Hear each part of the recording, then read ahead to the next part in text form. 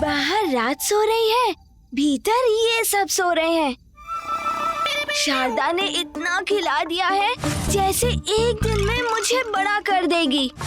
अच्छा, मेरे पेट की गुड़गुड़ ये नहीं सुन रही है तो मैं इनके खराटे क्यों सुनूं? चलो, समय है अपने ब्रह्मास्त्र के प्रयोग का।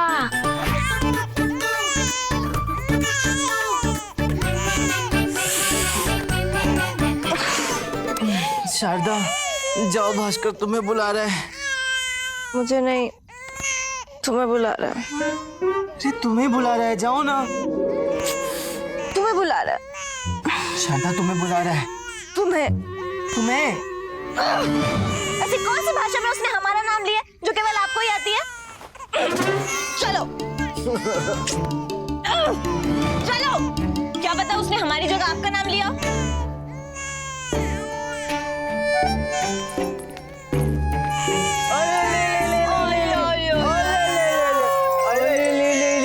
क्या हो गया भास्कर को? शारदा, जब छोटा बच्चा और छोटा होता है ना, तब उसे बार बार भूख लगती रहती है। रामा, आप अपनी बात कर रहे हैं लेकिन नाम हमारे पुत्र का लगा रहे हैं। इसे कुछ चुभ रहा होगा, इसके पेट में दुख रहा होगा। रहने दो। हाँ, ये चुभना, पेट दुखना सब तुम्हारे बहाने हैं।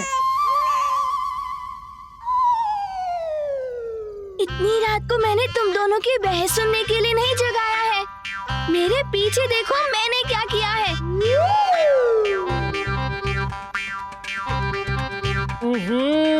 शारदा, इसने अपनी लंगोट गंदी कर दी है। इसका तीसरी बार है ये। हाँ, इसका तीसरी बार है, लेकिन सफाई करने की बारी आपकी है। गिनती ही करते रहोगे या मुझे साफ भी करोगे? मैं क्यों करूं? मुझे नहीं आता। मैंने कोई शिक्षा ली है क्या लंगोट बांधने की? क्या है, शौच ही तो है। अब इसके लिए भी क्या मुहूर्त निकालूं? चलो लग जाओ और लंगोट बदलो। लो, आ गई लठबाज जो बिना बोले सबसे सारे काम करवाती है।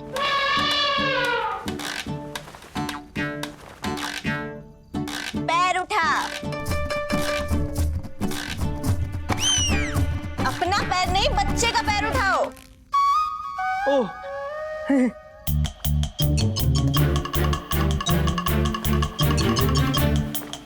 दोनों पैर उठा। उठा रहा हूँ। अब लंगोट खोल, धीरे से, शांति से। अरे क्या धीरे धीरे संभल के, ये कितना हिलता डुलता रहता है। भास्कर, हिलो नहीं, धीरे धीरे। हाँ, अरे संभाल के।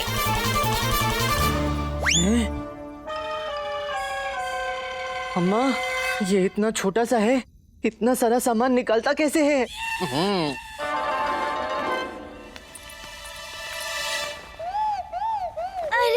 कैसे बांध रहे हो? जिसको छुपाना है वो तो छुपा ही नहीं रहे। ये बापू मेरी इज्जत का बाजी पाला करने पर तुले हैं।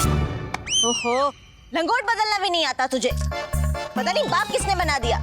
इसने इस शारदा महोदया ने। अम्मा, क्या? लंगोट बदलना भी नहीं आता, ठीक से कर। तुम एक कार्य करो, अपनी लाठी मुझे दे दो और तुम ये लंगोट पकड़ो। तुम्हें जैसी बांधनी है वैसे बांधना, मैं तुम्हें रोकूंगा भी नहीं।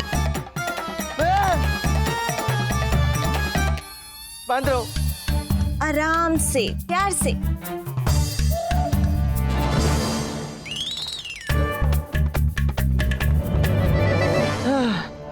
बहुत हुआ, अब सो जाता हूँ। सुबह भी तो रो रो कर उठाना ही पड़ेगा इनको। शारदा, मुझे लगता है इसे नींद आ रही है। इसे नींद आ रही है या आपको नींद आ रही है? हाँ, मुझे भी नींद आ रही है। दरबार भी तो जाना है ना मुझे। 24 घंटे दरबार दरबार दरबार करते रहते हो। ये मत भूलो, किसी धर्मशाला में नहीं रहते। घर बार भी कोई चीज होती है। अब तुम घर गृहस्थी वाले हो गए हो, अपनी जिम्मेदारियों को निभाना पड़ता है। अब अगर रात को ये उठेगा ना तो तुम ही उठोगे। हाँ शारदा महोदया, मुझे लगता है कि तुम्हें उपदेश देना बड़ा अच्छा लगता है। तो माँ बनकर तो तुमने गलती कर दी। तुम्हें तो प्रवचन देने वाली कोई साध्वी देवी होना चाहिए था। पति पत्नी के बीच में झगड़े करने के लिए काफी विषय होते हैं, लेकिन मेरे प्यारे पोते के नाम पर झगड़ा मत करो। चाहे तो पूरी रात मैं इसकी निगरानी करूंगी। अरे अम्मा, तुम कितनी अच्छी हो। पता है, मुझे लगता है ना तुम्हारा मस्तिष्क रात में अधिक सक्रिय हो जाता है और अधिक कार्य करता है। बिल्कुल सही निर्णय लिया तुमने। जागो जागो, हाँ जागो, निगरानी करो इसकी।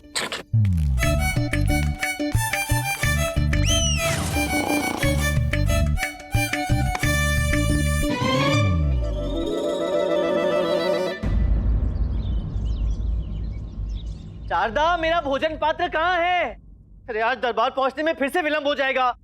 उठा लो, उधर रसोई में पात्र पड़ा है, उठा लो। हम यहाँ भास्कर की मालिश कर रहे हैं। भोजन पात्र तो मैं ढूंढ लूंगा, उसे भरेगा कौन? जब खाना ही नहीं बना तो हम उसमें भरेंगे क्या? जब मेरे बापूजी को सब कुछ मेरे जैसे हाथ में ही चाहिए, तो एक पालना इनका भी लगा दो ना मेरे पास। खाना नहीं बना? अरे तो मैं लेकर क्या जाऊंगा? रामा, अपना मुंह बंद कर। यहाँ मेरे पोते की मालिश चल रही है। ये हम नहीं, अम्मा कह रही हैं। ओ अम्मेश्वरी, अपनी बहू से कुछ सीखो। वो उधर अपने पुत्र की मालिश कर रही है, तुम इधर रसोई में आओ और अपने पुत्र की सहायता करो। वैसे भी जो तुम करती नहीं हो वो जाप आज थोड़ा कम करो ना। इधर आओ और मेरा पात्र भरो। उसे जाने दे, तू इसे मुझे दे दे।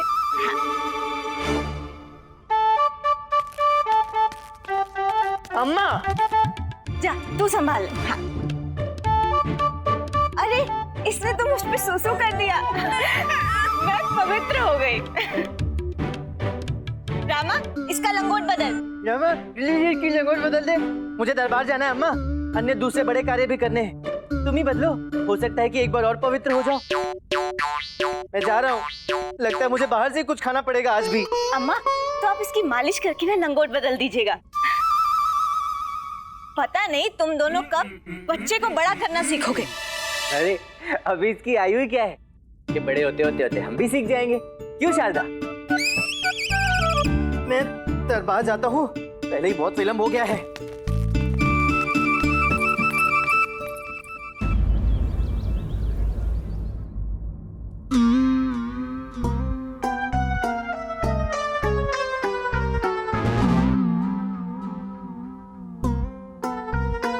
पंडित रामकृष्ण, महाराज, हम पिछले कुछ दिवसों से दक्खन के राजा के साथ संधि शर्तों पर मंत्रणा कर रहे हैं। आपने ना तो पक्ष में और ना ही विपक्ष में कोई सुझाव दिया है। हम देख रहे हैं कि आप शारीरिक रूप से तो हमारे समक्ष है, परंतु मानसिक रूप से कहीं और है। क्या बात है पंडित रामकृष्ण? आजकल थोड़े से थके हुए भी लग रहे हैं आप। नहीं महाराज, मैंने पूरी मंत्रणा ध्यानपूर्वक सुनी, किंतु मुझे सुझाव देने योग्य कुछ लगा नहीं, इसलिए मैं चुप रहा। पंडित रामकृष्ण, आप कहना क्या चाहते हैं कि महाराज यहाँ हम सबके साथ बैठकर जो विचार विमर्श कर रहे हैं उसकी कोई योग्यता नहीं, सब व्यर्थ है? नहीं नहीं गुरुवर, मेरे कहने का आशय ऐसा कदापि नहीं है। ये आशय नहीं है, वो आशय नहीं है। ये द्व्यर्थी शब्दों का प्रयोग मत कीजिए आप। दरबार में जो भी कहना है हमारी भांति साफ साफ कहिए। शारीरिक पीड़ा है, जाइए औषधि लीजिए और स्वस्थ होकर हमारे समक्ष बैठने योग्य बनिए। महाराज सूर्य राव और चंद्र राव अपनी समस्या के समाधान हेतु आपके समक्ष दरबार में उपस्थित होने की अनुमति चाहते हैं। सूर्य राव और चंद्र राव? पंडित रामकृष्ण, इन दोनों को तो हमने आपके पास भेजा था, फिर ये लोग यहाँ रात दरबार में कैसे? वो क्षमा करें महाराज, वो समय की अल्पता के कारण मैं इनसे मिल ही नहीं पाया, क्षमा करें। मूर्ख कहीं का। पंडित रामकृष्ण, आप अपना समय कहाँ बेच कर आते हैं और कहाँ से ये ढेर सारा आलस्य ले आते हैं? महाराज, कृपया आप सूर्य राव और चंद्र राव को दरबार में आने की अनुमति दीजिए, हम उनकी समस्या का हल निकाल लेंगे। हमारे पास राज्य के लिए बहुत समय है। हाँ गुरुजी, जब से पंडित रामाकृष्ण तेनाली गांव छोड़ के विजयनगर आया है, आप तो किसी काम के ही नहीं रहे, आपके पास समय ही समय है। उचित है। महामंत्री जी। महाराज, सूर्य राव और चंद्र राव को दरबार में उपस्थित किया जाए। प्रणाम महाराज। प्रणाम गुरुवर तथाचार्य। प्रणाम प्रणाम। महाराज, मैं और चंद्रराव दोनों पड़ोसी हैं।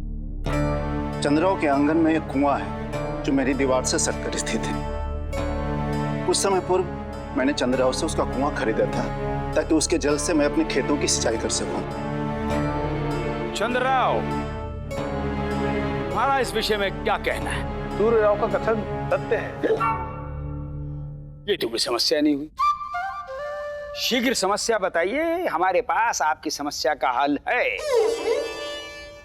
अर्थात हम आपकी समस्या हल कर देंगे। गुरुवर, समस्या ये है कि उस कुएं के बदले में जो राशि तय हुई थी वो मैंने चंद्रराव को दे दी, किंतु कुएं का जल चंद्रराव मुझे उपयोग करने नहीं दे रहा। अभी तो उस जल का स्वयं इस्तेमाल कर रहा है। गुरुवर, आप तो ज्ञानी हैं, महाज्ञानी हैं। आप तो न्यायदाता हैं। सो तो है, परंतु आप ये झटके क्यों ले रहे हैं? आदत है प्रभु, गंदी आदत। गुरुवर, अब आप ही न्याय करिए। मैंने एक सहमति पत्र बनवाकर सूर्य राव से कुएं की एक निश्चित राशि ली और कुएं का स्वामित्व सूर्य राव को दे दिया, परंतु कुएं के भीतर का पानी मेरा है, सूर्य राव का नहीं। क्योंकि महाराज, मैंने सूर्य राव को कुआं बेचा है, कुएं के अंदर का पानी नहीं बेचा। उदाहरण के तौर पर गुरुवर, मेरे पास एक सुंदर टोकरी है, उसमें 2 सेब हैं और आपने मुझसे टोकरी खरीदी, तो आपको क्या मिला? टोकरी मिली और क्या मिला? और उस टोकरी में जो 2 सेब रखे थे, जो पहले से ही मेरे थे, जिसे आपने नहीं खरीदा, वो किसे मिलेंगे? आपके हमारे कहाँ हैं? तो मैं भी तो यही कह रहा हूं प्रभु। गुरुवर, इस सहमति पत्र को देखिए। ये लीजिए गुरुजी। गुरुवर, इसमें कहीं अंकित है कि मैंने पानी सूर्य राव को बेचा या कुएं का पानी सूर्य राव का है? नहीं। तो इसमें क्या लिखा है गुरुवर? कुआं सूर्य राव का है। बिल्कुल गुरुवर, मैं भी तो वही कह रहा हूँ कि मैंने सूर्य राव को सिर्फ कुआं बेचा है, उसके भीतर का पानी नहीं बेचा महाराज। महाराज, इससे साबित होता है कि चंद्र राव ने सूर्य राव को कुआं बेचा, कुएं का पानी नहीं। सूर्य राव, अब दुखी होने से कोई लाभ नहीं है। आपको कुआं नहीं, कुएं का पानी खरीदना चाहिए था। संभवतः कुआं आपको मुफ्त में मिल जाता है। अब मूर्खता का कोई पर्याय नहीं होता है। भुगतो भुगतो भुगतो।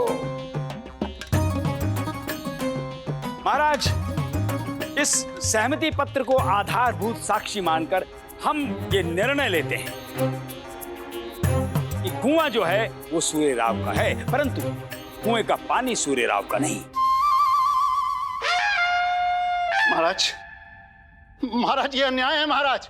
विश्वासघात हुआ है हमारे साथ। महाराज, कुआं तो जल के लिए ही खरीदते हैं ना, कोई ऐसे कुआं क्यों खरीदेगा? महाराज, मेरे पास जो भी धन था वो सब कुआं के लिए मैंने दे दिया, किंतु चंद्र मुझे जल नहीं दे रहा। मेरी फसल सूख रही है महाराज। यदि यहां आकर भी मुझे न्याय नहीं मिलेगा तो फिर महाराज, मैं कहां जाऊंगा फिर?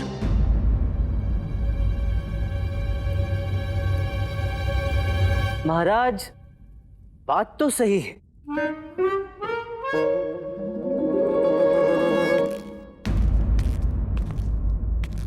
चंद्रराव जी जो कह रहे हैं वो सही है। पंडित रामाकृष्ण जी, ये क्या कह रहे हैं आप? मेरे पास अब कुछ भी शेष नहीं है, मैं बर्बाद हो जाऊंगा। सूर्यराव जी, आप धैर्य रखें। आप ये सोचिए कि पानी नहीं है तो क्या हुआ, कुआं तो आपके पास ही है। आप चिंता क्यों करते हैं? इसमें वाद विवाद करने की कोई आवश्यकता ही नहीं है।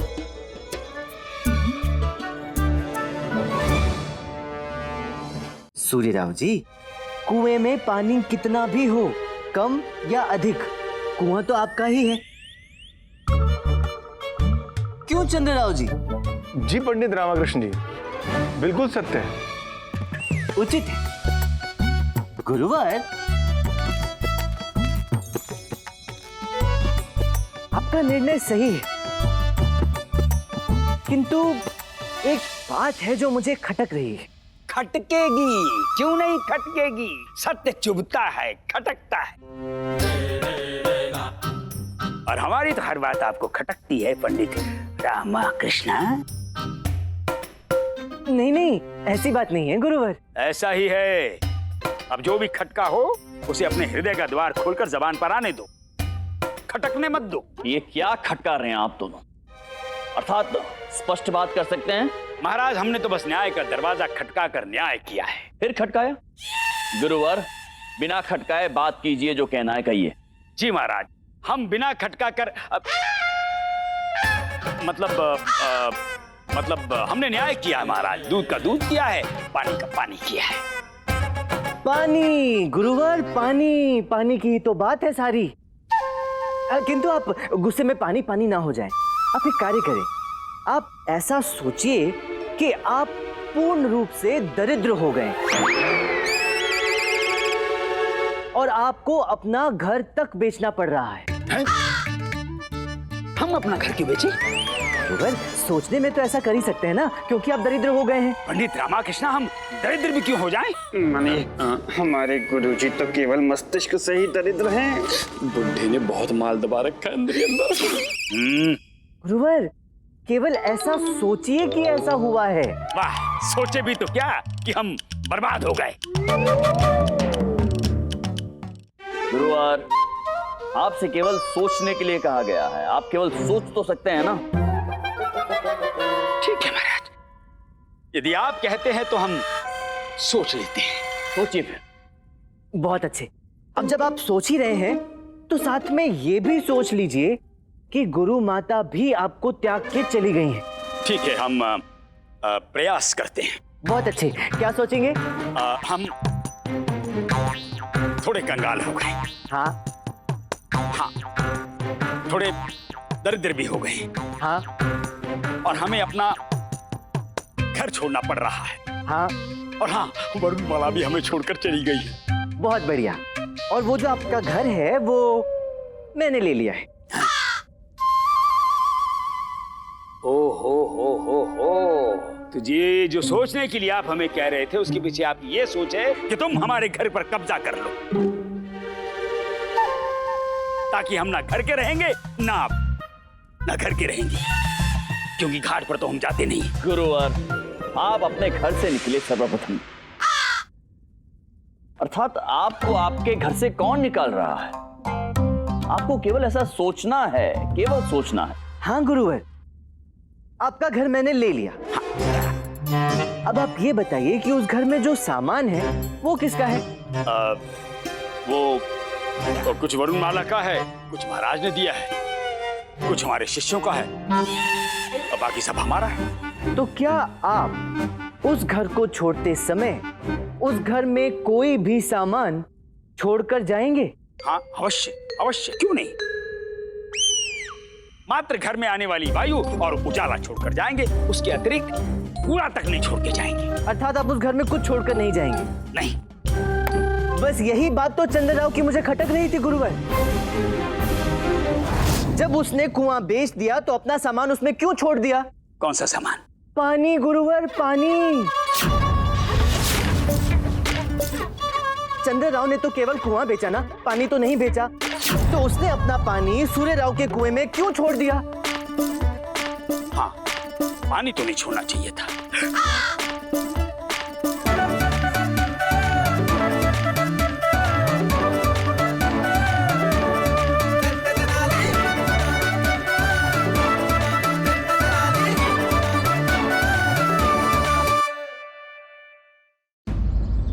चंद्रराव, आपने अपना कुआं सूर्यराव को बेचा है। जी महाराज। केवल कुआं बेचा है, उसका पानी नहीं बेचा है। महाराज, आपकी बात का अर्थ मैं समझ नहीं पाया। हमारे कहने का अर्थ ये है कि जब आपने अपना कुआं बेच दिया है तो उसमें पानी क्यों रखा हुआ है? महाराज, परंतु पानी तो कुएं में ही रहता है। परंतु कुआं तो सूर्यराव का है, तो आप अपना पानी सूर्यराव के कुएं में कैसे रख सकते हैं? एक कार्य कीजिए, आप अपना सारा पानी सूर्यराव के कुएं से निकाल लीजिए और उसका संग्रह कहीं और कर लीजिए। ये कैसे संभव है महाराज? नहीं है? अच्छा, कथन तो आपका भी सही है। चलिए, हमारे पास इस दुविधा का और एक हल है। महाराज, कृपा करके बताइए हल क्या है? आप अपना पानी सूर्यराव के कुएं में रख सकते हैं, परंतु उसके लिए आपको वार्षिक किराया देना होगा। अपना पानी रखने का किराया? चंद्रराव, यदि हम किसी के घर पे रहते हैं या धर्मशाला में रहते हैं तो क्या देना पड़ता है? महाराज, किराया? आपका सारा पानी रखा कहाँ है? कुएं में। हाँ? सूर्यराव के कुएं में। जी, हमारे विचार से प्रतिवर्ष 1000 स्वर्ण मोहरें उचित रहेगा। क्यों मंत्री? उचित है महाराज, हम तो 2000 कहने वाले थे। नहीं नहीं, हमें प्रतीत होता है 1000 पर्याप्त होगा। तूने देखा मनी, आज चंद्रराव ने भी पंडित रामाकृष्ण से हार का स्वाद चख ही लिया। हमारे गुरुजी ने तो पंडित रामा का स्वाद चख चख कर अपना पेट ही भर लिया है। महाराज, महाराज मुझे क्षमा कर दीजिए महाराज, मैं लुट जाऊंगा महाराज।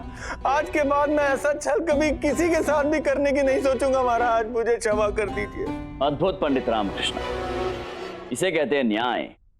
जो दूसरों के लिए कुआं खोदेगा वो स्वयं एक दिन उस कुएं में गिर जाएगा। पंडित रामकृष्ण, चंद्रराव को दंड देने का कार्य भी आप ही कीजिए। जो आ गया महाराज। चंद्रराव जी, जी, आपने जो सूर्यराव जी से मूल्य लिया है वो इन्हें लौटा दें। कुआं तो सूर्यराव जी का ही है, आप प्रयोग कर सकते हैं, किंतु आपको सूर्यराव जी को खेत की सिंचाई के लिए सहायता करनी होगी, तभी आप उस कुएं के पानी का उपयोग कर सकते हैं। और यही होगा सूर्यराव जी के लिए न्याय। पंडित रामाकृष्ण जी, आपने न केवल मेरी फसल को बर्बाद होने से बचा लिया, अभी तो मेरे परिवार को भी भूखे मरने से बचा लिया।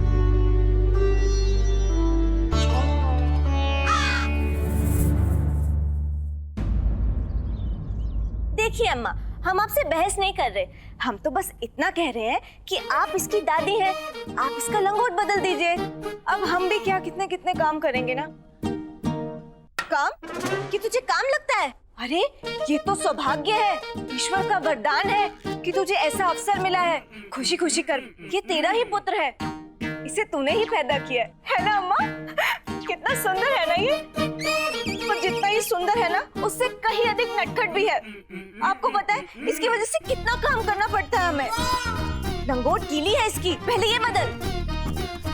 आप चाहे तो आप इसका लंगोट बदल सकती हैं। तब तक हम आपके लिए लड्डू लेकर आते हैं जो हमारे मायके से आए हैं। मैं सब कर दूंगी। लड्डू के लिए नहीं, अपने प्यारे पोते के लिए। मुझे लड्डू नहीं चाहिए, तू जा। ठीक है अम्मा, हम जाते हैं।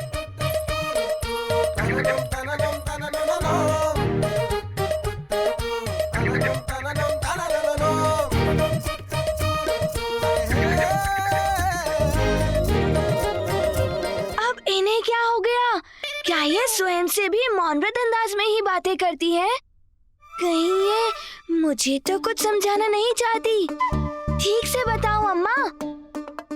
देखो, मेरी समझ में कुछ भी नहीं आ रहा। ऐसे हाथ पैर मार रही हो, तुम्हारे इशारे मुझे तो क्या मेरे बापू को भी समझ में नहीं आते। लगता है कि इनके मन में कोई प्रपंच पनप रहा है। कुछ तो गुल खिलाने वाली है ये लठेश्वरी।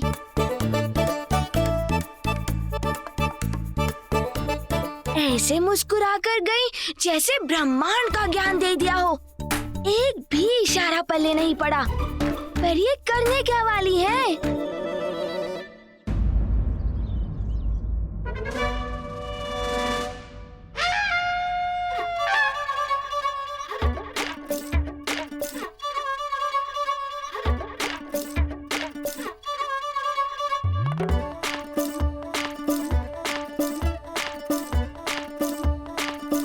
कर क्या रहे हैं आप पंडित रामकृष्णा? आप कुछ विचलित प्रतीत हो रहे हैं, बात क्या है? क्या कर रहे हैं पंडित रामकृष्ण आप? ये कैसी हरकतें कर रहे हैं आप? आपको लंगोट बांधनी आती है गुरुवर? ये कैसा बेहुदा प्रश्न है पंडित रामकृष्ण? आपको क्या लगता है कि हम लंगोट नहीं पहनते हैं? अरे नहीं गुरुवर, मेरे कहने का अर्थ वो नहीं था। किंतु कुछ भी कर लूं, भास्कर की लंगोट बांधनी नहीं आ रही मुझे। अच्छा, तो आप छोटे रामा जी को लेकर थोड़े से विचलित हैं? हाँ महाराज, भास्कर के कारण सारी रात सो भी नहीं पाता हूँ। अभी भी घर पहुंचकर उसे ही संभालना है, और ये लंगोट वो तो बंध ही नहीं रही। उचित है पंडित रामकृष्ण, यदि ऐसा है तो आप अभी अपने घर जा सकते हैं। हाँ मंत्री जी। महाराज, पंडित रामकृष्ण के जो भी कार्य हैं वो सभी गुरुवर को दे दीजिए, वो निपटा देंगे। अवश्य महाराज, जो आज्ञा। धन्यवाद महाराज, बहुत बहुत धन्यवाद। यदि हम यही उलझे रहे तो सौदामिनी के द्वारे कौन जाएगा?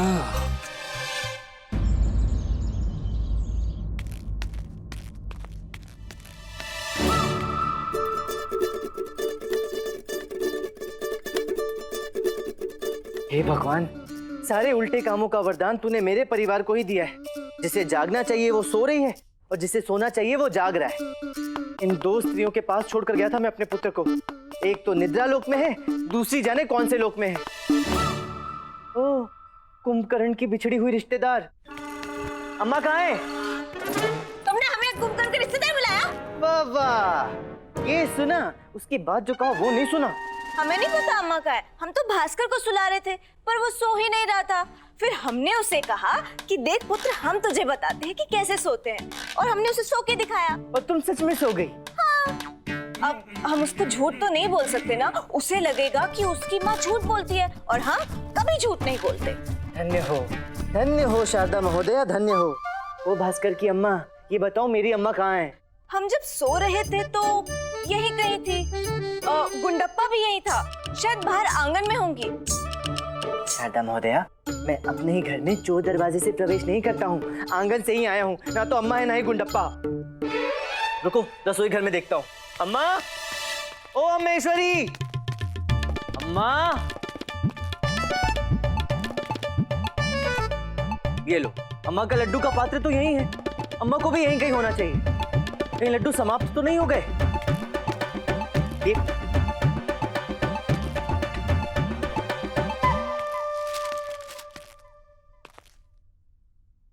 मैं तेनाली जा रही हूँ।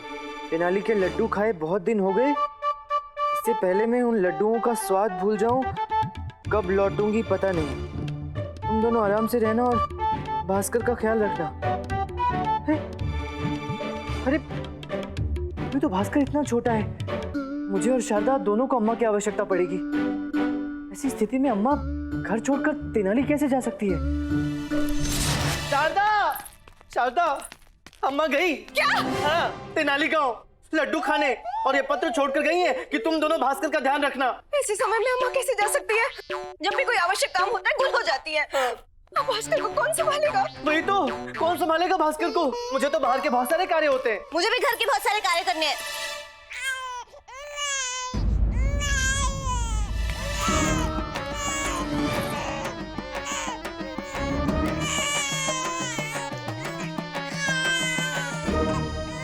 अब एक छोटे से बच्चे के आगे जोर जोर से चिल्लाओगे कि उसकी दादी गांव चली गई है और उसे लेके भी नहीं गई, तो रोएगा ही ना।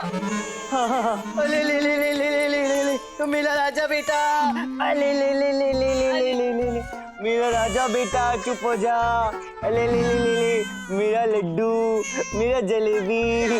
हाँ हमें इसे नहलाना पड़ेगा। तो जाओ नहलाओ। हमें नहीं, हम दोनों को इसे नहलाना होगा। नहीं क्यों? मैं तो अभी भी दरबार से आया हूँ ना, देखो कितना थका हुआ हूँ। हम इसे अकेले नहीं नहला सकते।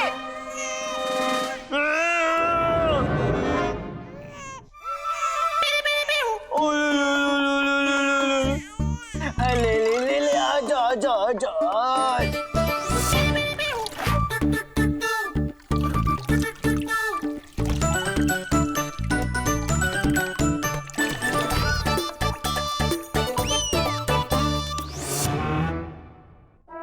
शारदा महोदया, तुम इसे कम मुझे अधिक नहला रही हो। हम तो इसे नहला रहे हैं, यही इधर उधर होके आपको नहला रहा है। अब क्या निशाना लगा कर नहलाएं क्या? हाँ। ओह शारदा, इतना गर्म पानी? इतने गर्म पानी में तो आलू पूरी बना लेती। मुझे नहलाओगी तो ऊपर जाऊंगा मैं। लगता है भास्कर को पानी गर्म लग रहा है, इसलिए इतना अधिक रो रहा है। रुको, मैं ठंडा पानी लाता हूँ। ओले बाबा, ओले बाबा।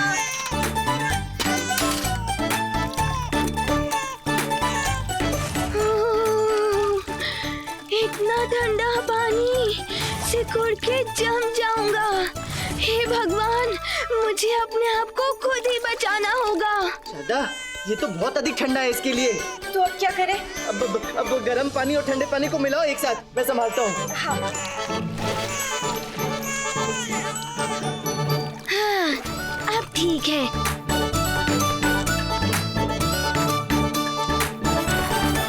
शारदा, कितना रगड़ोगी? पता ही नहीं चल रहा कि चंदन घिसकर मुझे नहलाया जा रहा है या मुझे घिसकर चंदन को नहलाया जा रहा है। शारदा, अब तुम भास्कर को बाहर ले जाकर पोंछो। मैं नहाने से थोड़ा सा ही बचा हुआ हूँ, वो कमी भी पूरी कर लेता हूँ। ठीक है। ऐसे नहीं चलेगा, हमें अपने इस दायित्व को बराबर बराबर बांटना होगा। एक योजना पत्र बनानी होगी। हाँ, तो बनाओ, अभी की अभी बनाओ। बना लिया है, पहले से ही बना लिया है। इसमें साफ साफ लिखा है कि भास्कर को तुम कब संभालोगी और मैं कब संभालूंगा। अब इसे ध्यान पूर्वक पढ़ लो और इसका ज्ञान प्राप्त कर लो। ये लो। ये तो ऐसी तैयारी कर रहे हैं जैसे किसी शत्रु के विरुद्ध रणनीति बना रहे हो और फिर युद्ध पर जाना हो। अरे, मैं शत्रु नहीं, सुपुत्र हूँ आपका।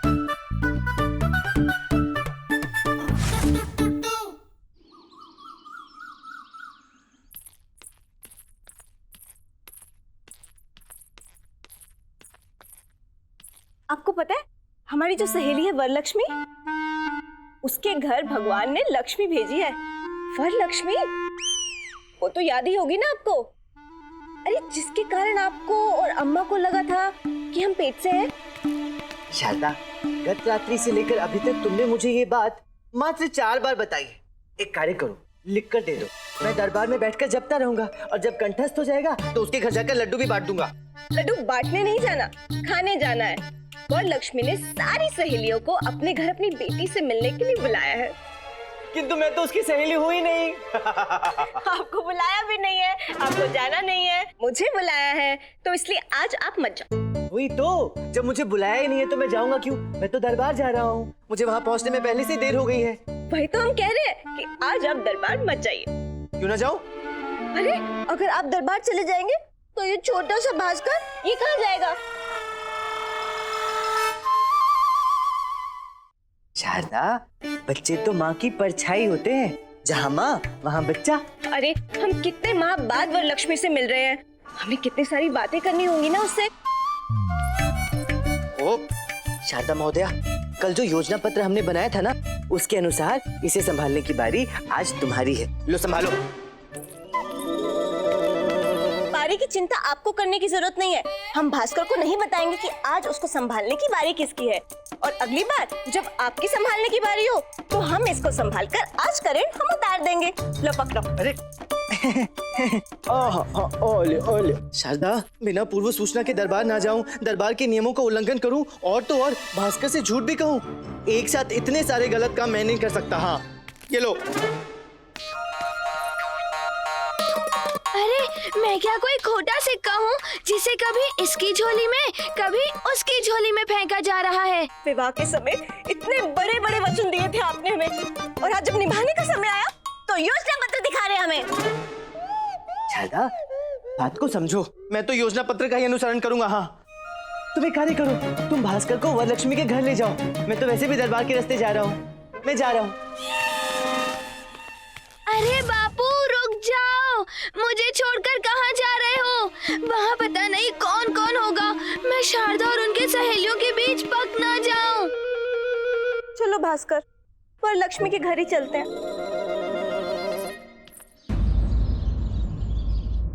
बहन, वैसे तो मैं भी 2 बच्चों की माँ हूँ, लेकिन एक बात ना मुझे कभी भी समझ में नहीं आती। ये जो बच्चे होते हैं ना, ये सच में सुंदर होते हैं या बस दिखते सुंदर हैं? हाँ भाई, ये बच्चा तो है ही सुंदर, क्योंकि पंडित रामाकृष्णा पे गया है ना। मेरी आँख कान नाक का ऐसे निरीक्षण कर रही है जैसे पहली बार किसी बच्चे को देखा हो। शारदा, लगता है पंडित रामा जो भी देते हैं बहुत सुंदर देते हैं। फिर चाहे वो तुम्हारा पुत्र हो या फिर कानों में लटकने वाले सोने के झुमके। ये झुमके तो बहुत ऊपर की वस्तु है, उन्हें तो पाँव की पायल की भी कोई समझ नहीं है। ये सारे गहने हमारे मायके से आते हैं। शारदा, मैं इन पतियों को बहुत अच्छे से जानती हूँ। विवाह के कुछ वर्षों बाद ये ऐसे हो जाते हैं जैसे वस्त्र धुलने के बाद या तो फट छिट जाते हैं या उनके रंग बदल जाते हैं। वैसे कोतवालन जी, हम आपसे पूछना चाहते थे कि आप 9 बच्चे और कोतवाल साहब को संभालते कैसे हैं?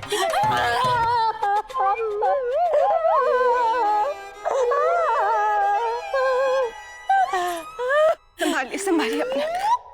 तुमने ये प्रश्न किया और हमारी आंखों में कितने मोटे मोटे आंसू आ गए। सारे बच्चे हम अपने ही दम पे संभालते हैं, ये तो घर आते ही ढेर हो जाते हैं।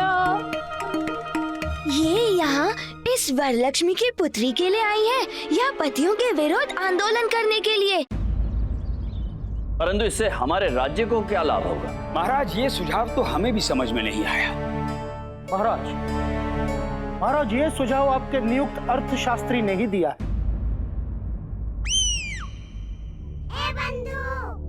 रामा, ये क्या कर रहा है? दरबार में सोना उसका अपमान होता है। यदि तुमने अपनी आंखें बंद की तो कारागार में ही खुलेगी, समझे? बंधु, मैं आंखें बंद नहीं कर रहा, ये स्वयं बंद हो रही हैं। तो देख, अब मेरी आंख बिल्कुल खुली है। दरबार में कोई सो सकता है क्या? महाराज, किसी भी कार्य को करने के लिए समर्पण और कौशल के बाद सबसे पहले और सबसे अधिक जिस वस्तु की आवश्यकता होती है वो होता है धन। महाराज, राज्य की आय का एक मुख्य साधन होता है प्रजा पर लगने वाला कर, और कर लगाना हर राज्य के अधिकार क्षेत्र में आता है। गुरुवर, कर के विषय में शास्त्रों में जो भी उल्लेख है वो आपसे अधिक कौन जानता होगा? वो तो है महाराज। जी, तो मार्गदर्शन कीजिए, बताइए शास्त्रों में क्या उल्लेख है कर के विषय में? क्यों नहीं महाराज, अवश्य करेंगे। हमें तो सभी शास्त्र कंठस्थ। जी, तो प्रकाश डालिए गुरुवर। अभी डालते हैं महाराज। अब महाराज को कौन समझाए मन कि रास्ता दिखाने के लिए उनसे कह रहे हैं जो स्वयं राह से भटके हुए हैं। हमें भी कई वर्षों से भटका रखा। महाराज, शास्त्रों में तो किसी भी विषय में विस्तार से कहा गया है, परंतु यहाँ हम जो बात कर रहे हैं वो कर की बात कर रहे हैं। महाराज, कर धन होता है, धन कर होता है। प्रजा कर देती है, राज्य कर लेता है, और वही कर राज्य प्रजा पर खर्च कर देता है। तो महाराज, ये एक चक्र है महाराज, जो चलता रहता है, चलता रहता है और चलता ही रहता है महाराज। अब महाराज, वो महाभारत में देखिए, भगवान श्री कृष्ण ने महाभारत में शास्त्रों का कैसा ज्ञान दिया है। उसमें कहा गया है कि जो कर प्रजा देती है वो कर प्रजा पर खर्च हो जाता है। तो महाराज, कहने का तात्पर्य ये है, भगवान श्री कृष्ण ने महाभारत में कहा है, तू क्या लेकर आया था, तू क्या लेकर जाएगा। तो महाराज, इस पर तो शास्त्रों में 6 अध्याय हैं। 6 गुरुवर, आपके कहने का तात्पर्य यह है कि आय का 6ठा भाग कर के स्वरूप राज्य को मिलना चाहिए।